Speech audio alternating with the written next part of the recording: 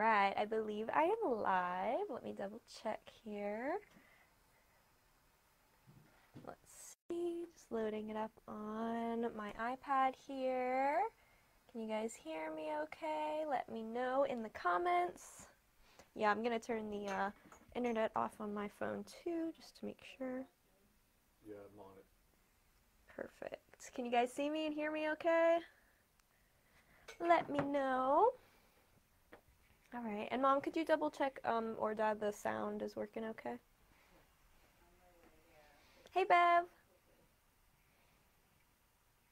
No rush. All right. So, let's see, I'm just gonna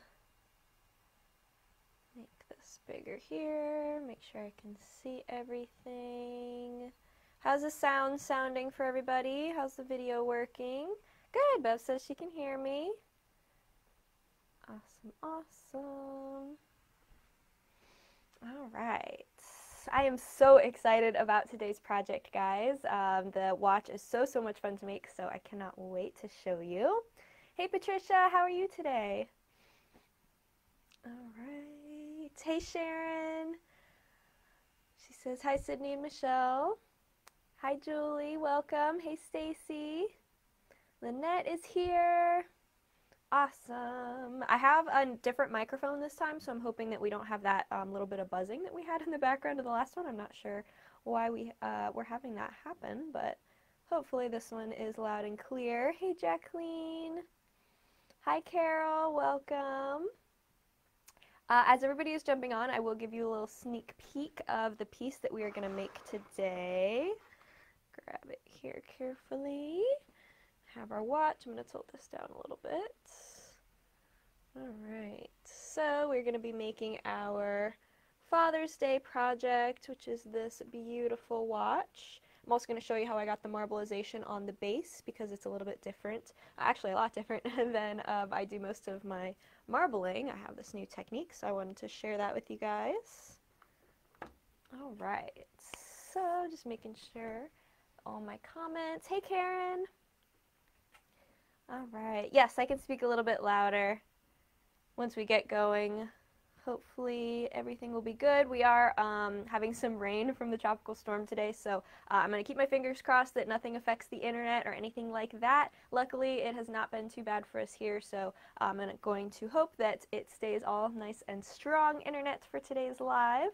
But if anything happens and I pop off, I promise I will come right back on as soon as you know, technology allows. So just keep refreshing the page and I will be back. All right. Let me make sure all of my settings are up here.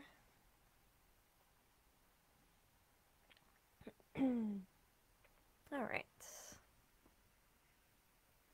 Hey, Deborah, welcome.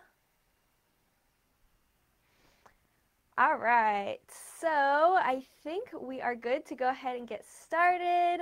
Please remember to ask as many questions as you like in the chat. I'll be keeping an eye on it, and Mom and Dad are both here too, so they will be letting me know if I miss anything. But definitely ask any questions that you guys have. I have my iPad set up down here, so I'm just looking at the comments as they come in. Let's see. Stacy says she can't hear. Bev says it's down a little bit too. Okay, hang on. Let me see if I can figure anything out here. Let's see if I have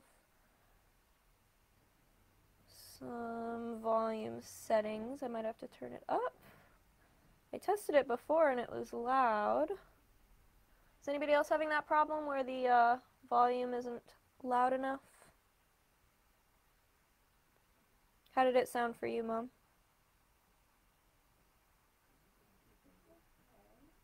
Seems okay?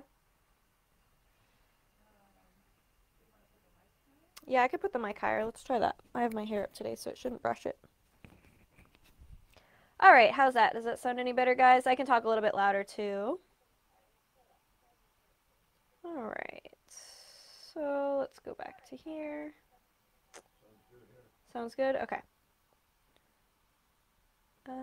Let's see. Now I gotta figure out how to get back to my camera. Hang on, guys. There we go. Alright, so we will go ahead and get started. Okay, it seems like some people can hear it better, but I'll keep it up here higher just so that hopefully it will stay nice and loud for you guys. Okay, Bev says that's better. Good, I will keep the mic up there then. All right, so yeah, we're gonna go ahead and get started. I'm gonna show you guys again, for anybody who just jumped on, what we're gonna be making today. So this is our realistic Isomalt watch.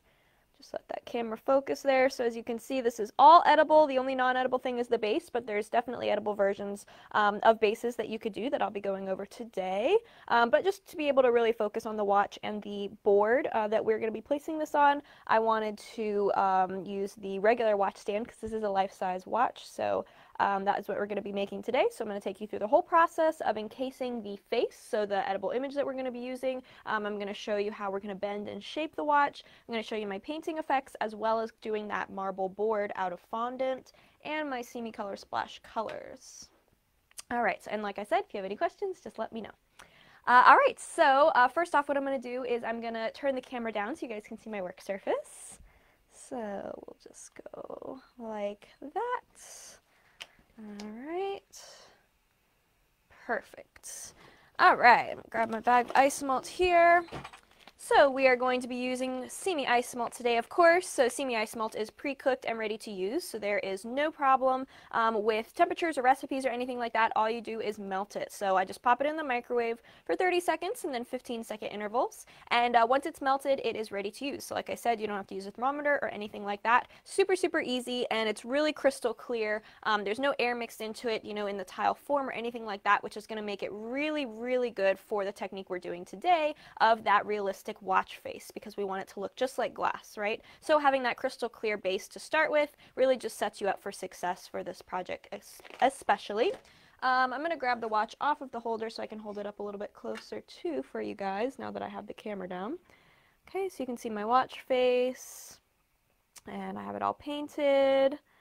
Did this kind of two-toned metal look just to add a little bit of interest to it. And like I said, we're going to be encasing that edible image inside of the Isomalt, and I'll give you some tips for that as well.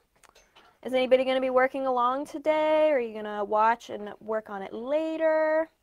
We had that accessory kit that has all of the accessories and the Simi tools that we used with the watch and the faces and everything, but I do have them all listed individually on the website as well. All right. Perfect. So I'm going to put my Isomalt off to the side, check on the Isomalt in the microwave. Looks good. All right. So just keep me on the comments. Hey, Evelyn, welcome. All right, so I melted my Isomalt in the microwave for 30 seconds and then 15-second intervals. So like I said, we're starting with that clear. So I just melted the clear down. And it's not going to use all of your clear of the whole bag because the watch does not weigh 6 ounces. So you will be able to have some extra to play with afterwards. And it's going to be really important when you are melting the Isomalt in the microwave to bring it to a boil, okay? That's especially important for any cast Isomalt piece that you don't have bubbles in it, but especially with this because we want that face to be as clear as possible. So boiling is really one of the main keys to get all of the bubbles and air out of your Isomalt before you pour it. So bring it to a nice rolling boil. It shouldn't just be a light simmer or like a foam across the top. It really should be a rolling boil. The bubbles are popping pretty quickly, and that is just going to make it sure that it's nice and liquid and hot enough for all the bubbles to rise to the top and pop, okay? Now, after you bring it to that boil in the microwave, you do want to let it sit. Just bring it out of the microwave, set it on the counter at room temperature for just a few minutes, okay? Usually it doesn't take more than 5 minutes depending on the temperature of your room that you're working in, but you do want to make sure that it's going to be nice and clear. So if you bring it to a boil and immediately start pouring it, one, it's going to be really, really hot, so it's not going to aid when working with your edible images, but also it's going to still have air in it. So you need to let it sit for a few minutes and give it time for that air to rise and pop, and that way you'll be left with crystal clear Isomalt afterwards. So it's really important to not only bring it to a boil, but to let it settle. So now you can see I have a couple bubbles just hanging out, maybe sitting on the surface or stuck to the bowl, but they're not actively actually moving or popping anywhere. Okay, now especially if I tilt the bowl, because sometimes you've been letting it sit and it's been sitting there for a few minutes, so it looks like it's done popping and there's no bubbles moving, but then you tilt it around and a couple extra bubbles start to boil. So sometimes it kind of like hides from you, so I just kind of swoosh it around a little. Again, I don't stir it or anything to mix in more air, but I do just kind of move it around, make sure that no bubbles are being released, and when it looks like it's nice and thick, that is when it's ready to use. All right, let's see. Excuse me, sorry about that. So Evelyn says she has the kit but gonna do it later. Sharon says she's working along. Bev says she's working along but on something else, so you're multitasking today. Love it. All right, so now what we're going to do is we're going to cut out our watch face. So in the accessory kit, if you got that, or I do have the full sheet listed on our website, pre-printed as well, you have this icing sheet. So this is an icing sheet. It's not the cello sheet or the transfer sheet, which means it is a totally opaque backing. You see how you cannot see through it. It's totally solid, and that's going to be perfect for this design because we really want it to pop. We don't want it something transparent like a stained glass. We want it to look real, and a real clock face would be opaque. So I first take off the plastic backing. That's important, of course, so you don't trap that into the piece. And we are going to cut it out. Okay, so I'm just using scissors. You can use an X-Acto or whatever's easier for you. I am going to cut off this little pocket watch border. I left that on just so that with your extras, if you want to use it for different things, you could potentially, but we're going to cut off that border and just kind of cut along the black line that's right up against the watch face. Okay, so I'm just going to cut this out really quickly. So you can be doing this while your Isomalt's settling. So it kind of just gives you some extra time. No pun intended. All right, so just cut that off. You can toss the excess. All right, so we have our watch face ready to go. Okay, so now this next step is going to be important. We're going to be encasing the Isomalt into the encasing the paper into the Isomalt. Sorry, said that backwards. So we do want to make sure that when we put this in, we're only filling the face part. We're not going to fill the entire mold yet because we're encasing it. We're not just laying it on the back. So I just want to make sure that we are going to only fill the face before we put it in, and that this shape is going to be right side up because this little knob here, what is this knob called? Is there a technical term for it, Dad? Right. The little knob on the side of the watch? Crown. The crown, thank you. So this is called the crown, and that is going to be where you set the time. You can twist it, and you want to make sure that that's on the right side because it's going to be on the right side of the watch when it is sitting on your wrist. So we want to make sure when we unmold that it is going to be on the correct side. So we actually want it to be, when we are looking at it right now, on the left side because of course when you flip it over it's going to be opposite. Right? So make sure that that crown is on the left when you are looking at your watch, okay? Also that little magnifier dome inside is going to be on the left as well, right next to it, at 3 o'clock, thank you. And when we put the watch face in, it's going to face, so I'm looking at it up and down. So let me do it towards you guys because you guys are backwards, so, or backwards to me at least. So I have this side here, okay?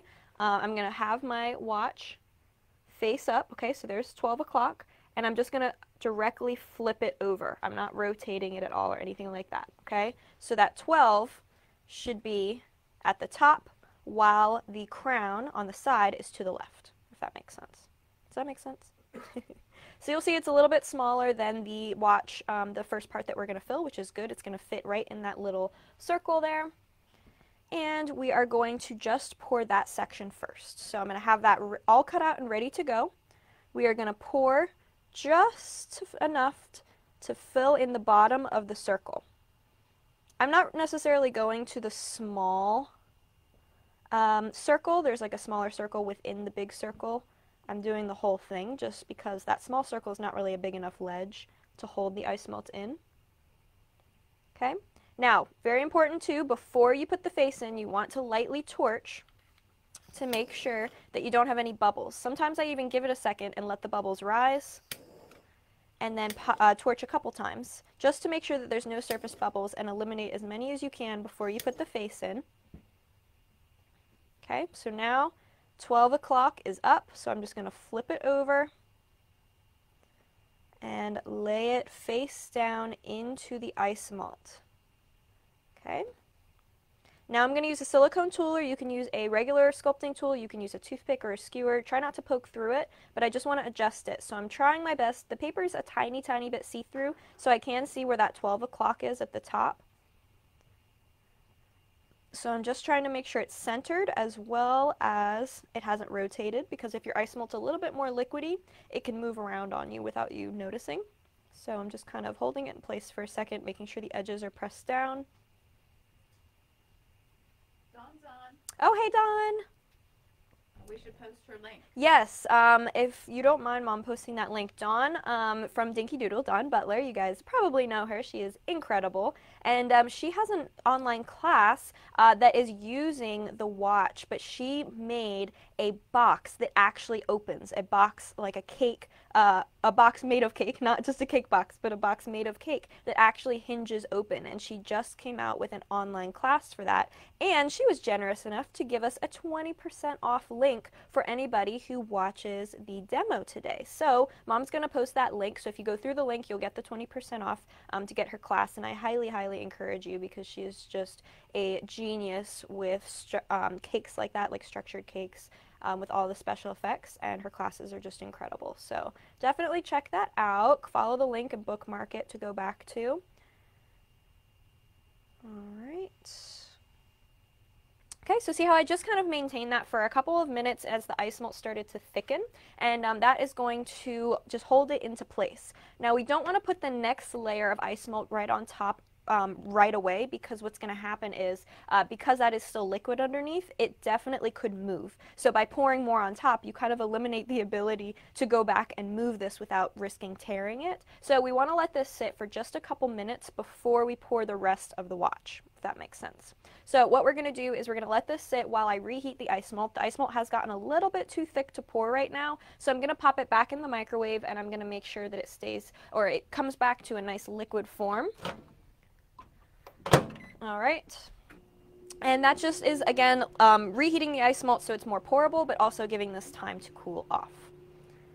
All right, you guys got any questions so far? All right, it's perfect. Mom just posted that link. Lynette says, as someone who's taken Dawn's class, it's the easiest cake to put together, but so amazing that it opens and closes. Oh, that's awesome. Deborah too. Oh, that's so good. Let me just catching up on comments here.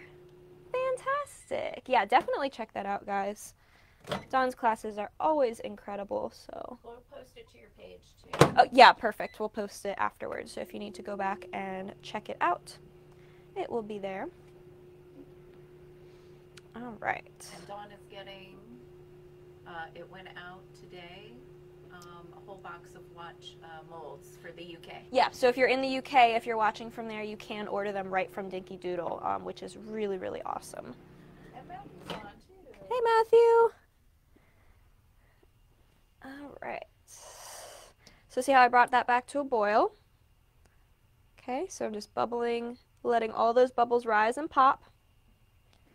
I had already boiled the air out originally, so I'm not necessarily worried about getting like that big rolling boil. This was just to melt it, but the slight boil that I have now is definitely going to help to just bring any excess air out. We will let it set though before we pour it. Now sometimes, because it is an icing sheet, it is an edible medium, so it can have air trapped into it occasionally, or sometimes it attracts air bubbles. Sometimes you will get a little bubble in the face of the watch. It's not really the end of the world in my opinion, because this is sugar. I mean, I don't think that it takes away from the finished look of it, but if you wanted to be safe and make sure, you definitely could let this cool all the way and actually take this piece out now. So you could take it out and look at it and make sure that it's facing the right way and all of that, and then actually put it back in the mold. You really want to make sure that you like flex the mold and press it back in the right spot so that you don't have any seams or weird over pours anywhere before you pour the next layer. But if you wanted to, if you only had a few watch faces left and you wanted to make sure before you pour the whole watch that it was the right angle and shape and everything like that and there was no big bubbles, you could let this cool for about 10 minutes and then actually take it out and look at it before you put it back in and pour the next layer. But we're just going to go for it today. All right. So I'm just waiting for those bubbles to dissipate. You also want to make sure the Isomalt has settled and cooled because you don't want it too hot. If the Isomalt's too hot, it can tear the paper. These icing sheets from Icing Images are really, really sturdy, and that's why I love them with Isomalt. But you do have to take the proper steps to make sure that the Isomalt's not too piping hot, otherwise it could boil through the paper. Since it does get more fragile when you're pouring liquid onto it, just like regular paper, like printer paper gets fragile when it gets wet. Yeah, Dawn will be sending the watch kits here. We'll distribute them to anyone in the U.S. and that goes for any of her kits or any of the products that she sells. Yes. You could special order anything. Absolutely, yeah, definitely. Just let us know and we will include it. All right, so perfect. We just let that settle so you can see it's nice and clear now. I'm moving it around when there's no big bubbles that are releasing or popping, so we're going to go ahead and pour this. Doesn't matter where you start. I am going to have my little silicone tool on hand here to help spread it into some of these details at the edges. But we're going to start pouring right into the mold, and I'm just covering the whole rest of the cavity right over that icing paper, and then into the band. Okay. And then I'll use my little tool just to help spread it. It's okay if we get some rough edges or anything because we can torch those away and clean up the edges later. So I'm not worrying about spreading it and getting it uneven on the back or anything because we can fix all of that. Now we're going to be painting this with an opaque paint, but just as a good final step with any of my pieces, I do make sure that I just torch away those bubbles like we did before we put the watch face in. Again, you're not really going to see them, but it's just a good habit to get into. And now we are going to let this cool. So now if you were to let this cool completely, you would want to let it sit for probably at least 20 minutes or so. Again, depends on how cold your room is that you're working in, but you do want to go ahead and let that cool, and that would cool completely down. So if you're going to do this down on a board or something like that flat, you could leave it to cool all the way. But because we want to bend this and shape this, we want to take it out a little bit early. So we're going to take it out, at least start testing it in probably about 10 minutes or so, and we're going to probably end up reheating it a little just to get it more pliable. So that's not a strict rule of catching it at a very specific point. You just want to make sure it doesn't harden too much that we cannot re-soften it, which I'll show you guys all of that once we get into it. All right, so we're going to put this off to the side, but we're not going to forget about it, okay? I'm just going to set it up here so that hopefully it will stay within my view and I will not forget to check it. But then we'll have a beautiful flat watch and we can always make another one. Do you want a timer? All right, maybe. Do you mind setting a 10-minute timer? Yep. All right, so while that is cooling, we are going to work on our board, okay? Now the board is going to be fondant.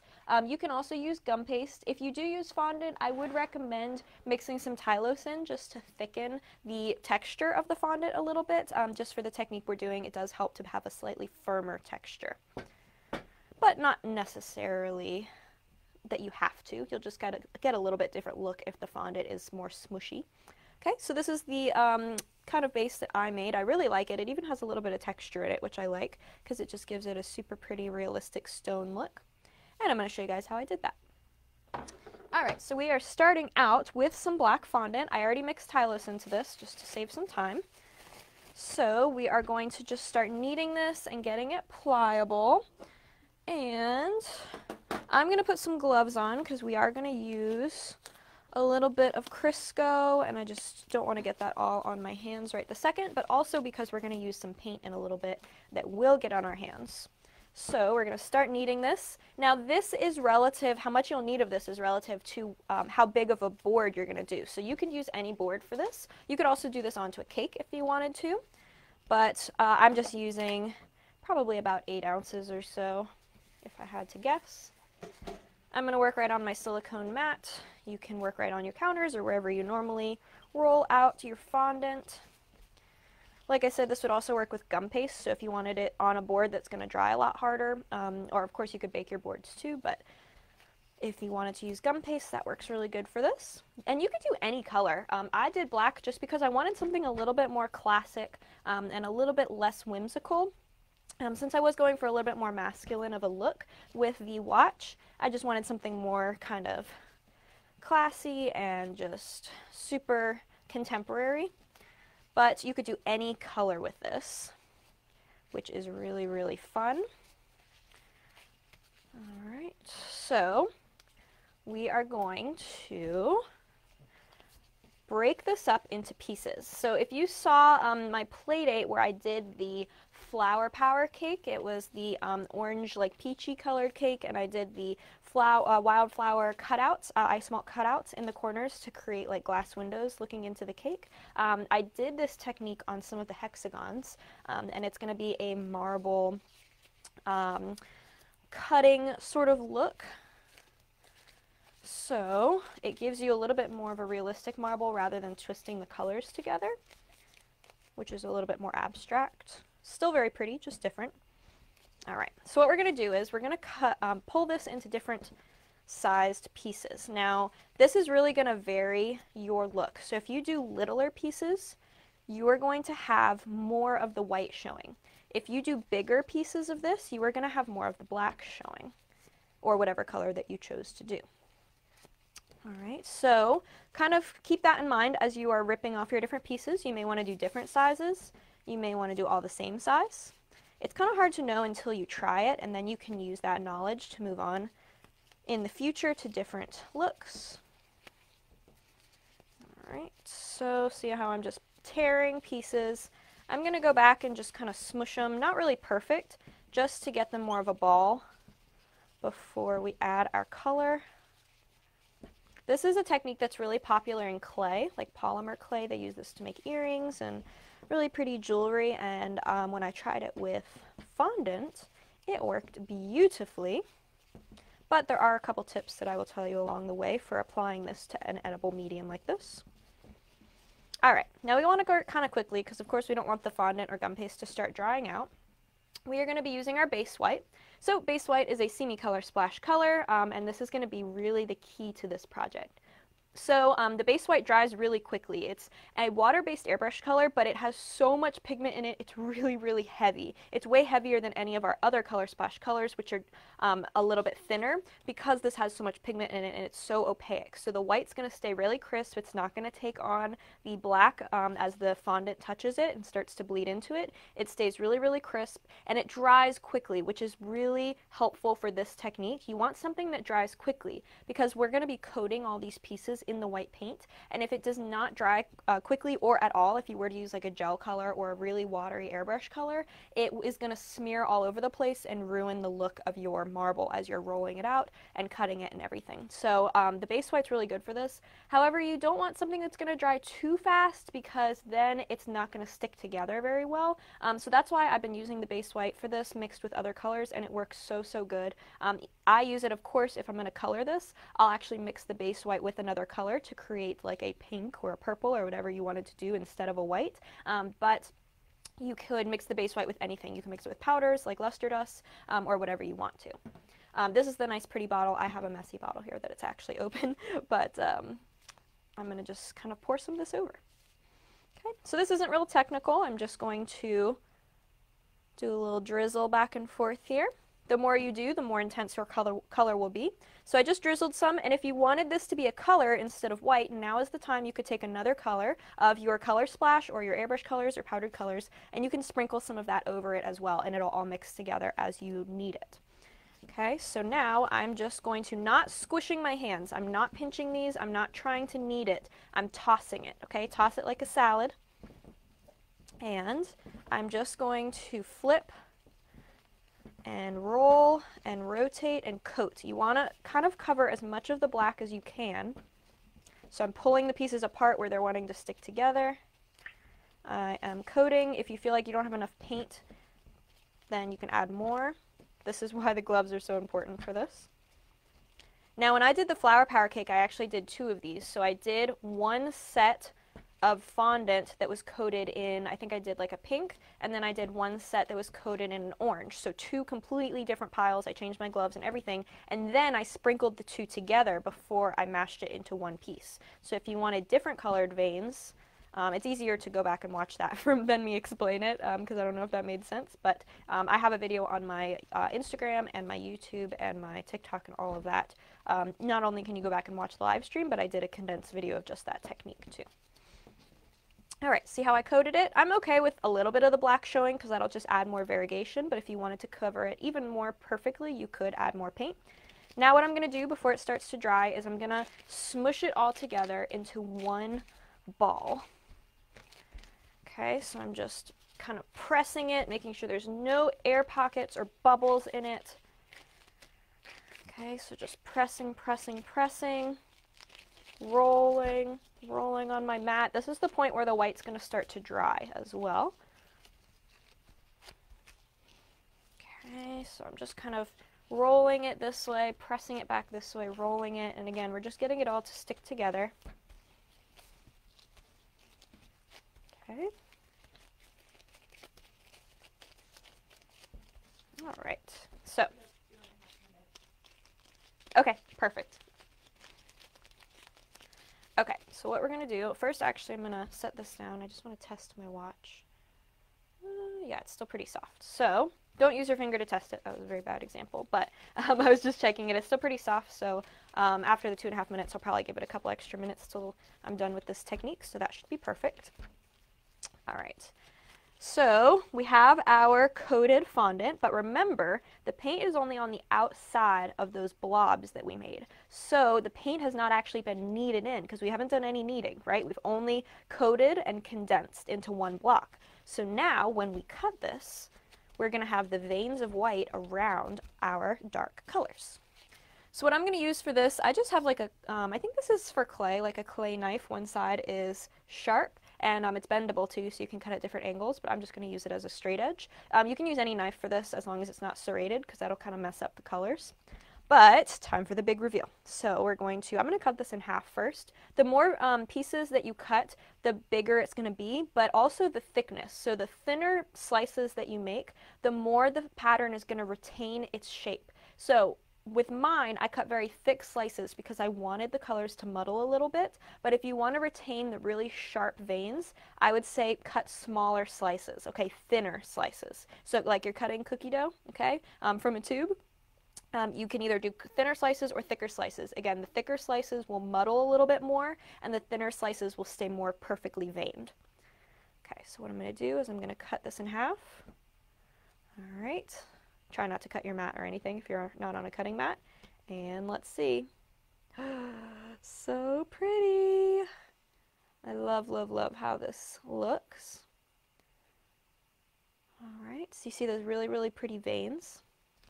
Now, again, the thinner slices you cut, it's going to give it a different look. I'm going to cut these because I'm doing a little bit more in this one than I did in the other one. I'm going to cut these into 3 pieces each that are about the same thickness.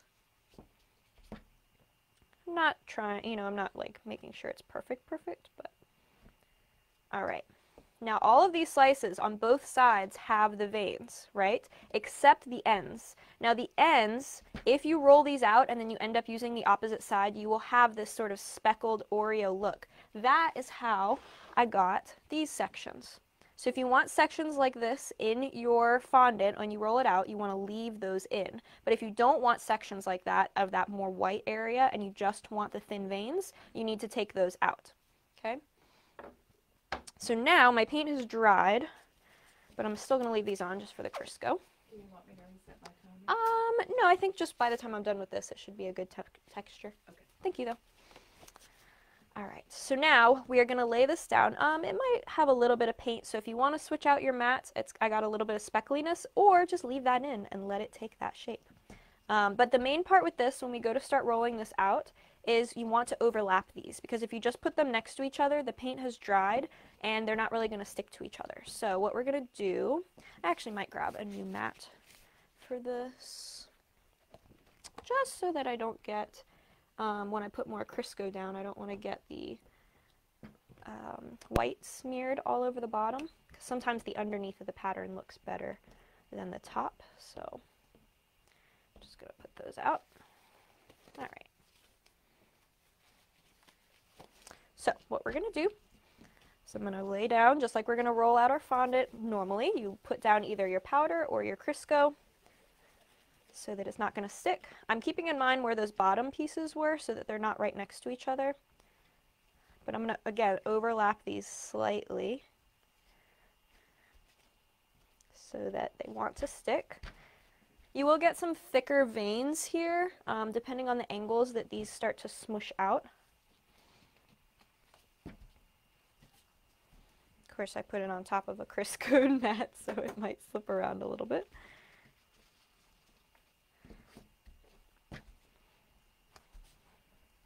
Okay. They may want to separate a little bit at first, but that's okay. They will all come together as it rolls flatter and flatter, or you can use a little bit of piping gel or something in there too. Now you see how, it's so cool, right? You see how the veins are getting thinner, but they're not necessarily getting as muddled as the original one that I did. That's because I cut these into thinner slices. Remember how I said I only did 4 pieces? This one I did 6. So it's going to give me a little bit different look, and that will be good so you guys can see a difference of cutting thicker and thinner slices. So I'm just rolling this out to whatever you would normally roll your fondant out to. Okay. There we go. And remember, the underneath looks really cool too. So we're going to decide once we finish. And you're only going to see part of this. So I know it looks a little bit weird right now because it's just a bunch of blobs together. But when you cut the edges off, you're going to have a really neat finish.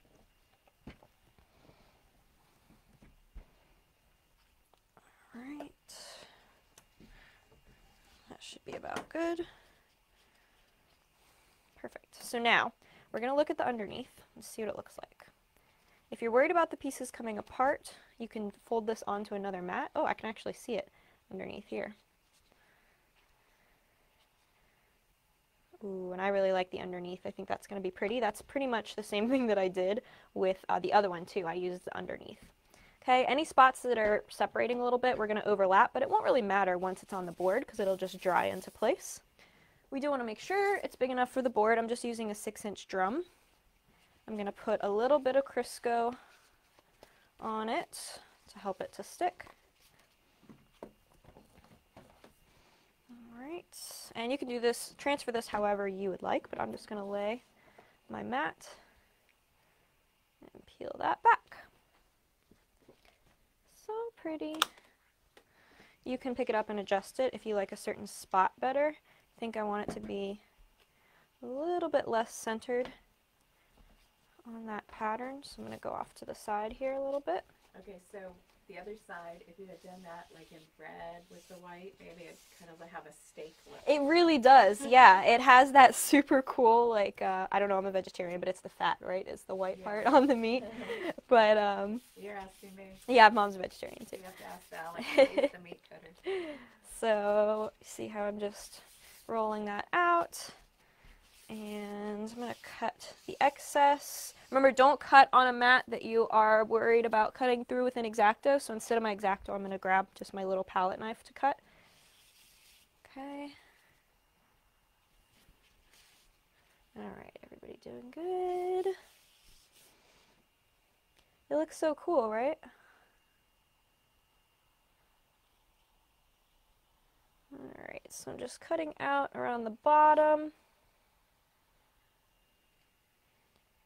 All the way around. Now the excess, if you don't knead it together too much, you could actually get another piece out of this.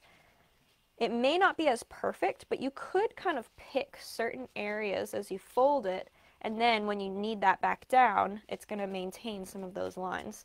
So it's kind of the same thing. We're just condensing the fondant back together, and then you can pick a side that you like the most for the top and smush it down and roll it out again. So whenever I save extra, I always try not to knead it back together so that I can keep that marbleization for another project. Okay, I'm going to take my gloves off now, and we will just attach this on, kind of using my hand to wrap it underneath.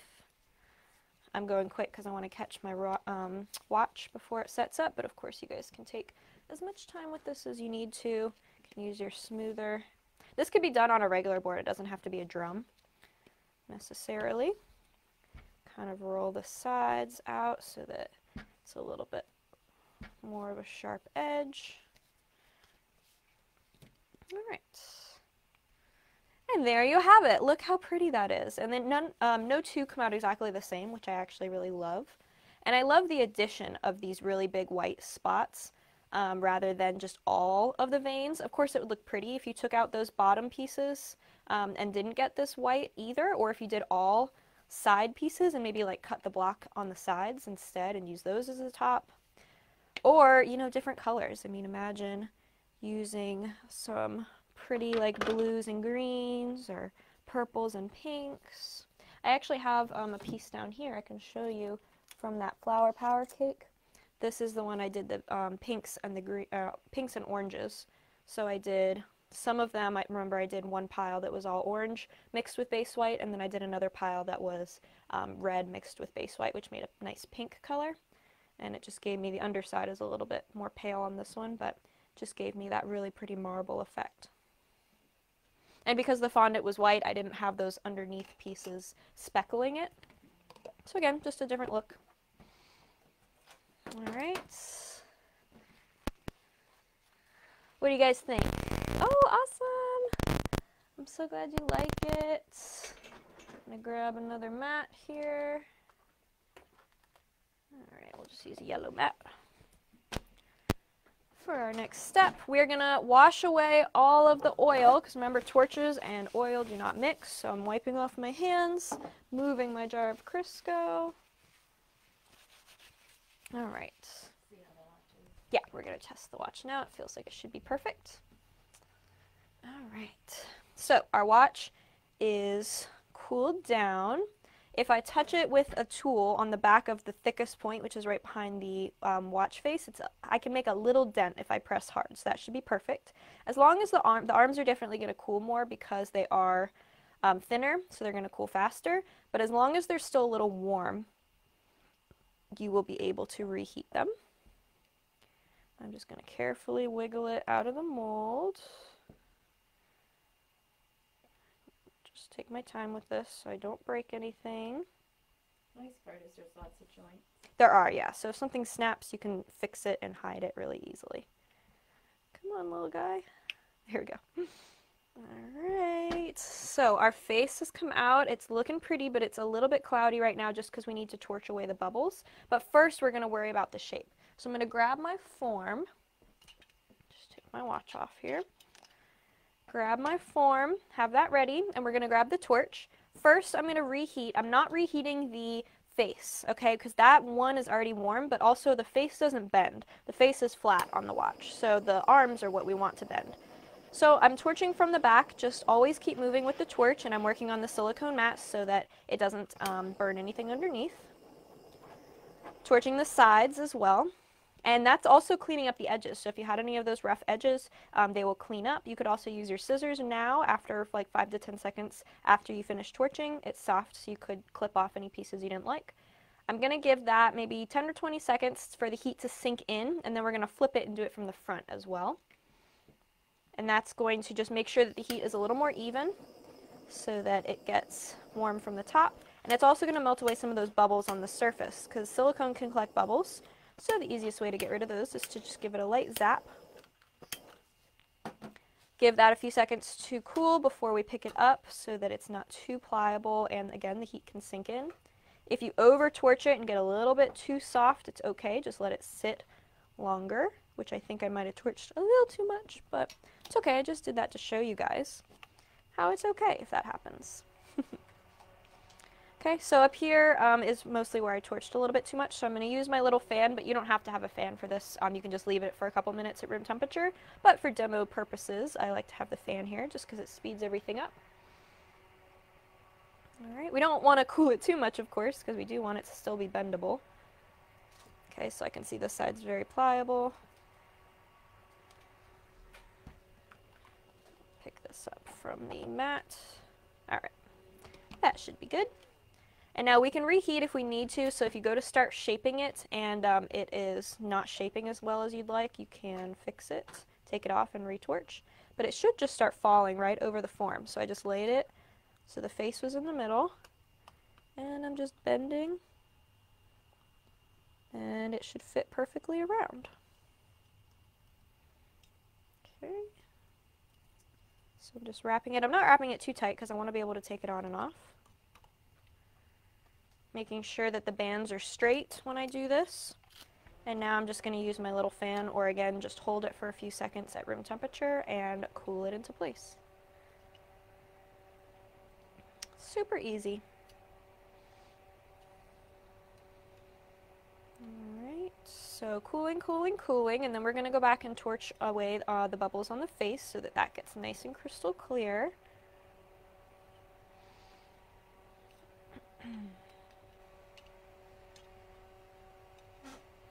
Alright, and it's not like perfectly perfect, some of the edges aren't totally curled, but that's the bottom, I'm not really worrying about that.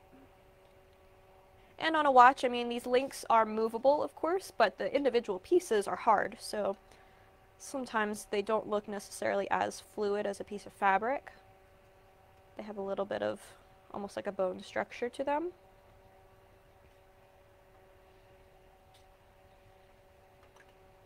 Alright, should be about good.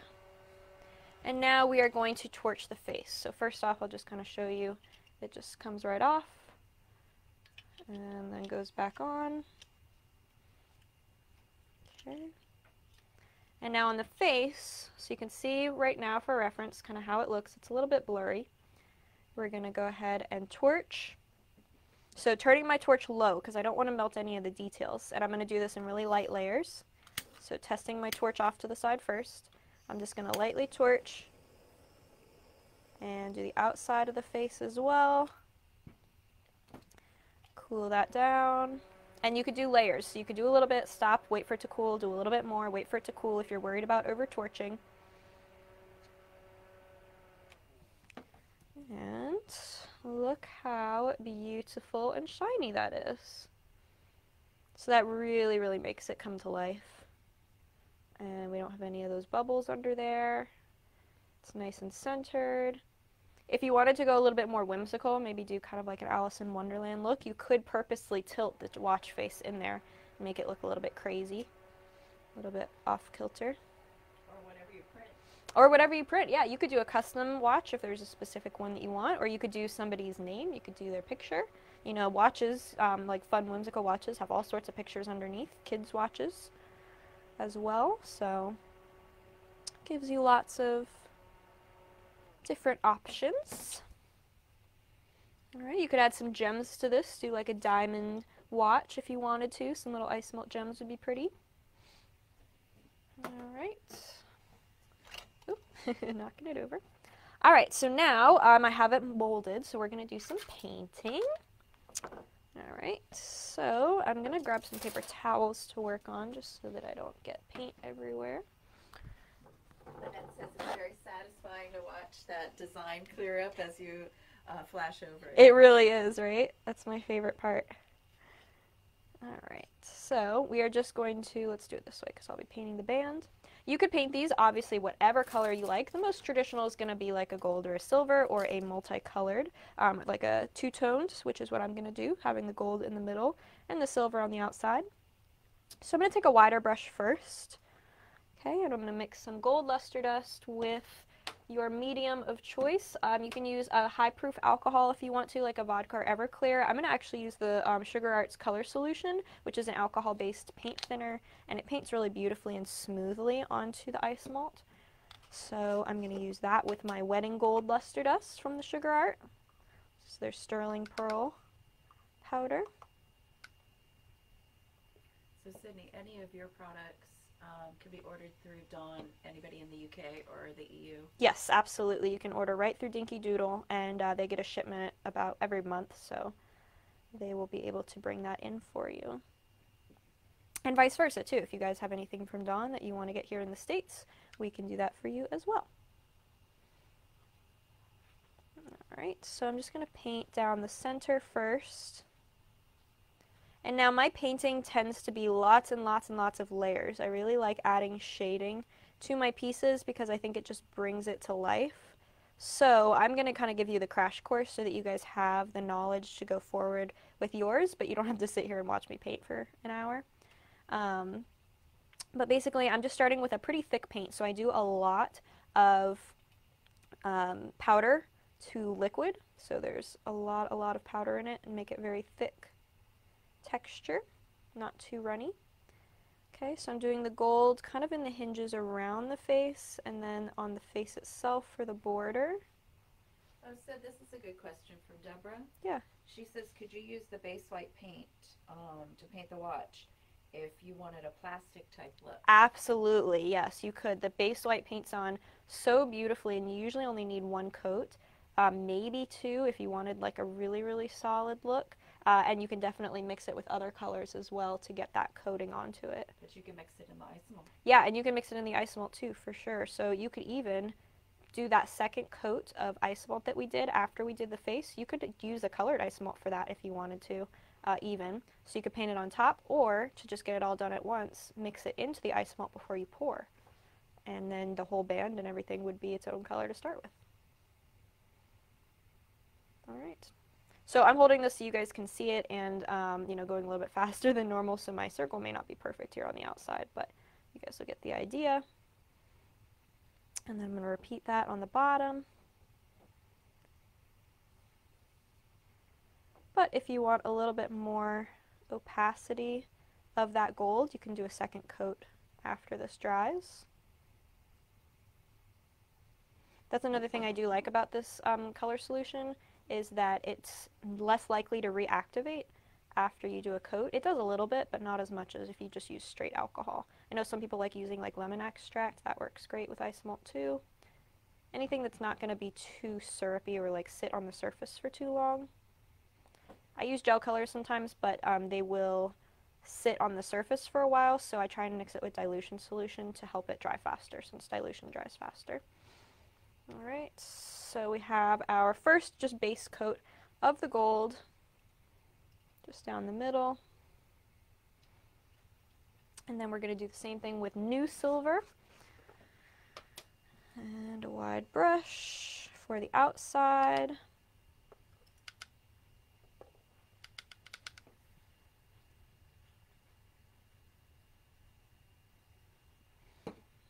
Alright. Mix, mix, mix. And the nice part about luster dusts when you mix them with a mixing medium like this to paint is they're pretty opaque. So if you accidentally got gold somewhere that you wanted to be silver, you can paint right over it and it covers it up. So no worries. And that would be the same thing with painting with the base white, is it's so opaque. It's like an acrylic paint, a really, really solid acrylic paint. And so you can actually paint over, if you don't like something, you can paint it a different color, which gives you a lot more freedom and not have to worry about messing up as much or testing out different ideas and not liking it and having to remake the whole thing. Okay. And now it's going to dry matte with the dusts when it is dried, when the paint is dried. So when you go and glaze it at the end with your clear edible glaze spray, which we use for all of our Isomalt pieces, it will bring it back to a shinier look. You can do multiple coats of the glaze if you want it really, really strongly lacquered. And Dawn says her Dinky Doodle dusts are super shiny for this. Oh, perfect. Yeah.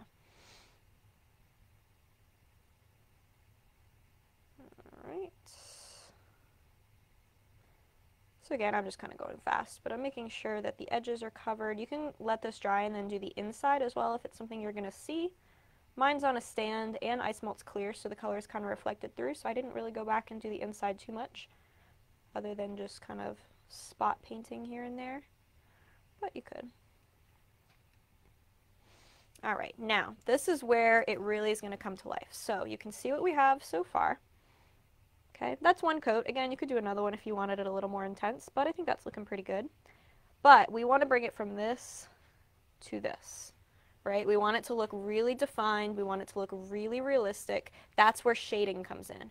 Even if something is a pretty solid tone, almost every single time I will add shading. That's because it just brings the shadows and the highlights in, and it makes it look so much more intense when you add those shadows. So I'm going to take a more detailed brush. This is from my Innovative Sugarworks set. This is number 1. I absolutely love these detail brushes.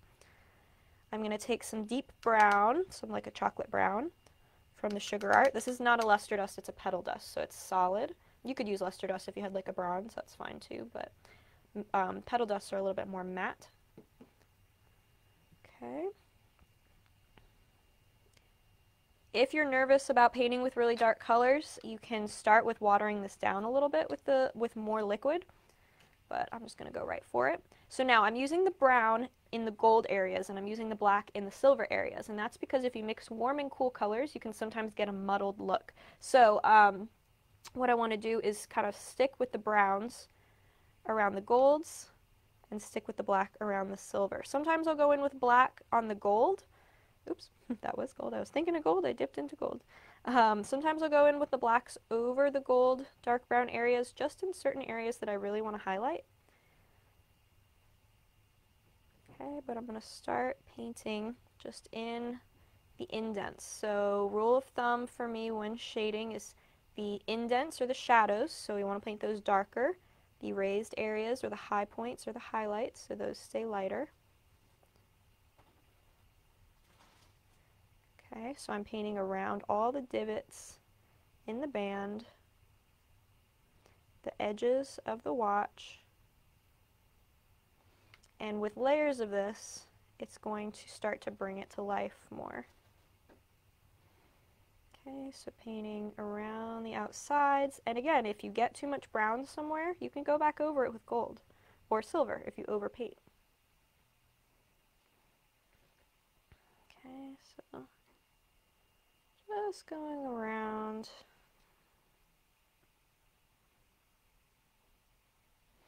Alright, can you already see the difference between the top part that I have painted and the bottom part that I haven't yet? See how it pops so much more? And I'm not being particularly clean with this. I am trying my best to be clean when I'm painting my lines, but they're not perfectly straight.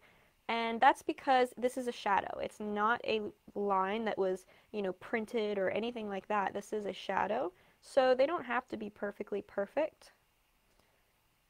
And we're going to soften them a little bit in a second anyway. Okay.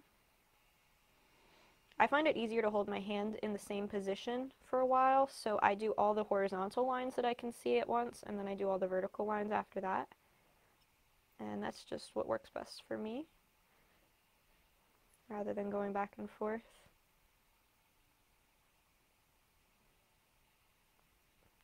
Okay. So there's the next layer of brown, and now we're going to do the same thing with a thin brush with black. So I'm using Turkish black petal dust and a couple drops of color solution. All right.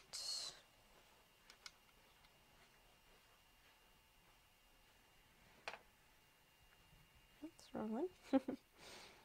Now I'm going to do the same thing with the silver. So I'm going to go back and add those shadows. Horizontal lines first. Okay, I got a little bit on the gold there. I'm not going to worry about that because we can go back and fix it. Painting is a process. It's not a one coat fits all.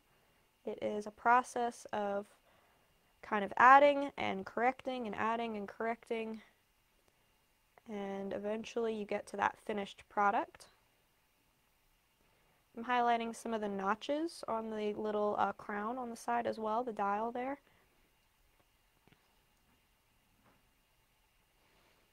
Okay. So, and I am, like I said, going pretty dark because we're going to soften this a little bit. So if you go too light, it's not going to soften well because you're just going to have to do it again. You'll brush away all the paint. Alright, I'm going to do a little bit with a slightly wider brush on the edges of the silver, just around the bottom, like of the sides of the watch, so the actual edges. Oh, actually, let's take this off. You don't have to have it on the stand, I just like to keep it on there because it doesn't get sticky from my fingers holding it the whole time. So on the actual bottom edges of the watch, I'm just taking the sides of my bristles and kind of darkening it a little. And again, you see how that's not really adding like an intense color change, it's just shading.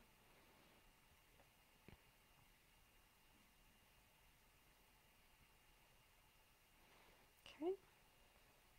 And I'm just using 2 colors for this. I'm using the standard gold or silver, and then I'm using a dark color. But you can really go infinite amounts of shades in between these colors to add a softer look. I'm just doing as much as I need to for this project because, you know, if you're making this for a bakery setting, time is money. And you don't want to be spending too much time on this if you are trying to get cakes done and things. So I'm kind of doing my crash course version of shading here. Okay, so I can already see the difference between that side that I did shade and the side over here that I didn't. It really just does not bring it to life as much. And remember, shading is really good for photography too. Like I always say, it's important that your pieces look good in pictures as well as in person, because if somebody's coming to that party or that wedding and they're taking pictures of your cake and they're posting it and tagging you, you want those pictures to look as great as possible, right? That's free advertising. So the best that they can look, the better. Alright, so now that I have all those lines on there, what we're going to do is go back and soften them a little bit so that they're not quite as intense. So I'm going to take just a tiny bit of paint. So I'm going to go back with the silver first, and I'm wiping off. So I actually kind of mixed some of my paint in, but then I'm wiping it off on a paper towel. So there's just a little bit there. And I'm kind of going to not necessarily paint over the lines, but blend the edges of the lines so that there's not really a harsh line between the black and the silver. And I'm also covering up anything that I accidentally painted too much. So like for the sides, for example, I'm like covering the corners of the watch and using this to blend it out. Again, because this is a shadow, not a line.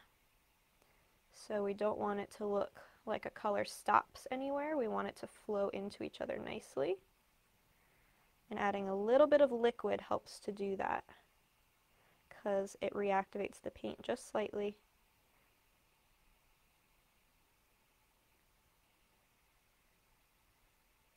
And if you want this more antique-y, you can keep this a little bit rougher and darker. If you want it brighter and lighter, like it's fresh new watch, you can leave it a little bit brighter rather than using too much of the dark color. Alright, and if you need to go back now and correct that, if you did a little bit too much silver, you can go back and darken any dark areas. So I just go back and forth like that. Okay, we'll do a little bit of that with the gold before we finish. So I'm using my same gold brush I used originally, and I'm just going over, like in this section here, the edges of the lines. So you're kind of trying to blur them so that the darkest point is down in the shadow. And it sort of wipes away some of that dark paint and all mixes on your brush.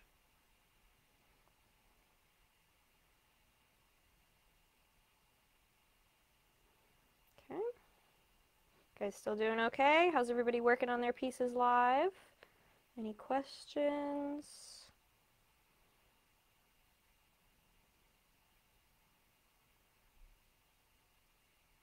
Alright, so paint, paint, paint away. Alright, and like I said, I'm not going to quite the lengths that I would for my finished one, just so you guys don't have to sit here and watch, because it's that same thing over and over. This one's pretty much almost there. You can see it added a lot more shading, even though you can't necessarily say, oh, she put a black line there. It's just that shading, right? So when you look at them next to each other, they have a very similar look. You can see that this one maybe just has one more coat of those dark paints to bring out the edges a little bit more, but even if I were to leave it like that, I think that looks pretty good. Okay. Alright, so we're going to put this back on the form. Crown to the right. Close my dusts, remove them out of the way. Alright, and now we are going to put it onto our base. So where's the new one we made? Over here. Fondant isn't totally dry yet, so of course I would wait for that to dry more. But we're going to pick out our favorite side, which is going to be hard because this one's really pretty. I like how this came out. thinking something like that. I don't put the white area towards the front because it's really eye-catching and I want to pull the gaze backwards so you look at the watch first.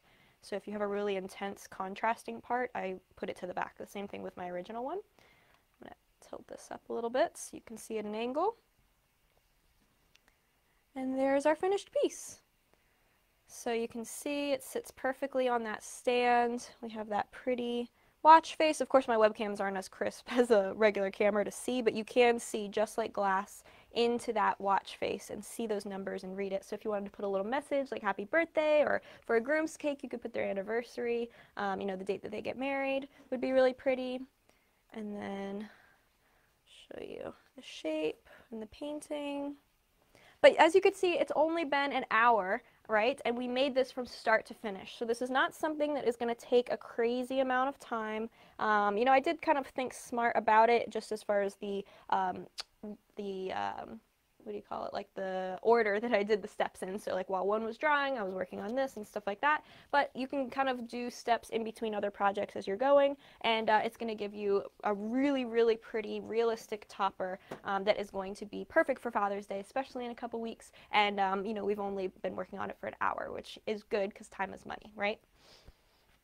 All right, so just checking out my comments. What do you guys think? Can you see using this for a Father's Day piece, or even for a birthday, for a groom's cake? Again, you can kind of make it a little bit more blingy if you wanted to, and even make it a little bit more feminine. You could do like a rose gold color would be really, really pretty on this. So it just gives you a lot of different ways that you can branch out, like I like to do with all my pieces. I like options, so it's not just how you make this one watch, it's all the different ways that you can personalize it using edible images and things like that too. And Dawn posted a picture with her cake, because it's amazing. Awesome. Yes, yes, it really is amazing.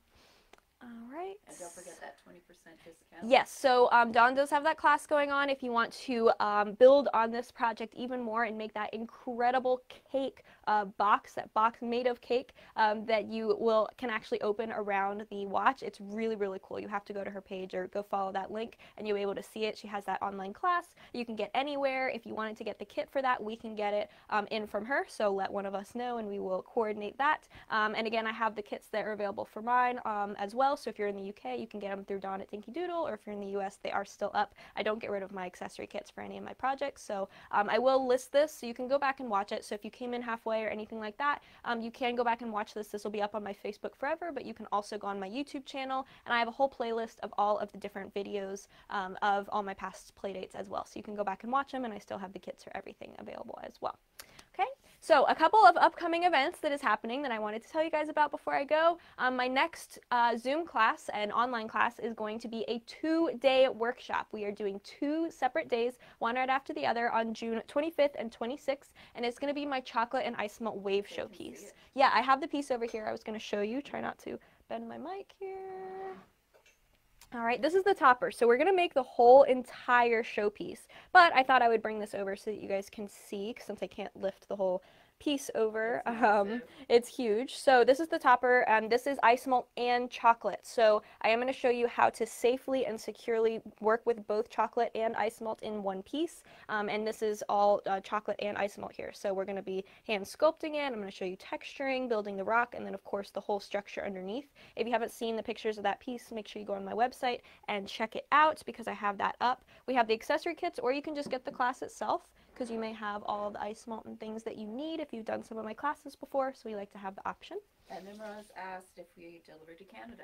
Yes, we do. Yeah, just send us an email at info@simicakes.com, or send me a personal message here on my page, and we can work with you for that. But email is easier if you just do info@simicakes.com, and we can work with you to give you a shipping price. All right, now I usually give you guys a little teaser of my next live stream, but we're doing something really, really special for July. We're actually going to have a virtual summer camp. So we are going to have 2 days, and we're going to have live streams going on throughout those days. I will have more details on who is going to be demoing exactly, but they are some familiar faces that you will recognize.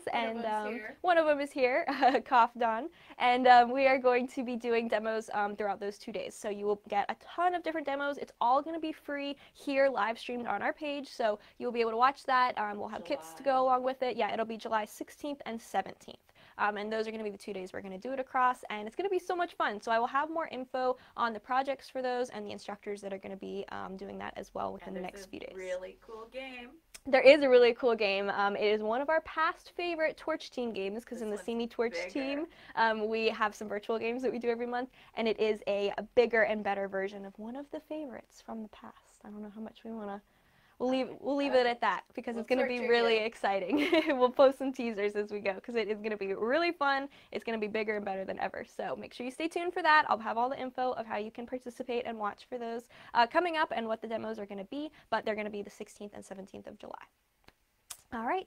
I also have some in-person classes coming up. If you are around the Norcross, Atlanta, Georgia area, I'm going to be teaching at Chef Nicholas Lodge's International Sugar Art Collection in Norcross, Georgia on August 6th and 7th. I'm going to be doing my blown hummingbird showpiece, as well as the next day we'll be doing my blown and air-casted fish, the gravity-defying floating fish. So those are going to be on August 6th and 7th in Norcross, Georgia at his amazing, amazing shop.